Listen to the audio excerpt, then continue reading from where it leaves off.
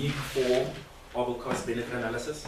So what type of argumentation can you place in the debate that proves that cost exists? So it's important for you to be able to analyze it rather than just list it. So I'll be saying the benefits of global war, or of preventing global warming, even though we don't know whether it's going to happen or not. Oh, A, B, C, D, E. And kind of this is why they exist, and this is why they're important. There I've shown you an important benefit, and I'm counterweighing it with this cost, and I'm counterweighing it with this benefit. What you're trying to do here is you're trying to be a actor in the middle of this. You're trying to say, I don't know anything. Let's look at the evidence. Okay, A, B, and at the end of it, you don't want to go back and weigh it, like a reasonable person will do, try and convince the adjudicator that you're actually objective. Obviously, you never are at a debate. People know that you're trying to make your side win. Like, even if you realize that your side is horrible, you're never going to admit it, right? But luckily, the emotions are balanced enough for you to be able to argue both sides with a certain amount of conviction as the reasonable person. And like, I also just want to say this for adjudicators, because this is not just training for speakers for the sake of, yay, we love speakers. This is really important for old adjudicators and for brand new adjudicators. This cost-benefit analysis, sure, for you to be able to two things. Firstly, to be able to identify when a speaker is simply just listing a list of pros and cons, and they didn't actually analyze how those 2 or 5, 15 are related to one another, and actually weighing it up. It is not convincing argumentation to say, I have listed 12 benefits, and they have listed 5 detriments, therefore 12 is more than 5, and so we win.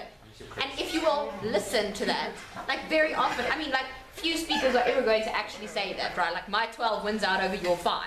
But like, you as adjudicators have to be able to pick that up if they're doing it badly or if they're doing it well. So that's with regards to how you interpret what speakers are doing.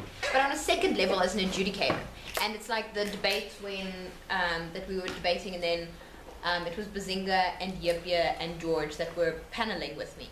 It's like, I'm not saying to you guys, like, give me overarching themes, or tell me why this team deserves to be false, like to be a bitch because I want to put you on the spot and ask you a question, right? Like, can you answer me? I want to be able to see, as your chair, and you guys are all going to want to chair, and you want to be good adjudicators. So, like, you need to give me what is comparatively a team's arguments. I don't want to hear, like, yeah, if you want to be like a trainee for the rest of your life, which none of you want to be, then you can be like, yes, well, you know, whomever deserves to win because they had this argument, this argument, this argument, and this argument. And then I'm like, okay, great, thanks for naming the arguments for me, right? You, as adjudicators, need to comparatively weigh arguments. So good that you can identify what the arguments were of this team, that team, that team, and that team. Now, you need to comparatively tell me how this argument, 5 of them, contests with this, and to be able to tell me sometimes these arguments were named and they didn't contest. I can't compare them because there was no comparative. There wasn't engagement. They were debating in an island, whatever it is. Do you guys as adjudicators start to see and understand that it's not just about identifying this is what each person said? Great, thank you, an audience member can do that. Your job as an adjudicator is to weigh up what it is that you have identified. Does this like make sense for some of the new adjudicators? How much time do we have left? I might want to show one more speech that I really enjoy. 20 minutes. Sydney A at Berlin, the round 9. Do you have it here? Yes. The cocaine, yeah. It's a bird. This team broke first.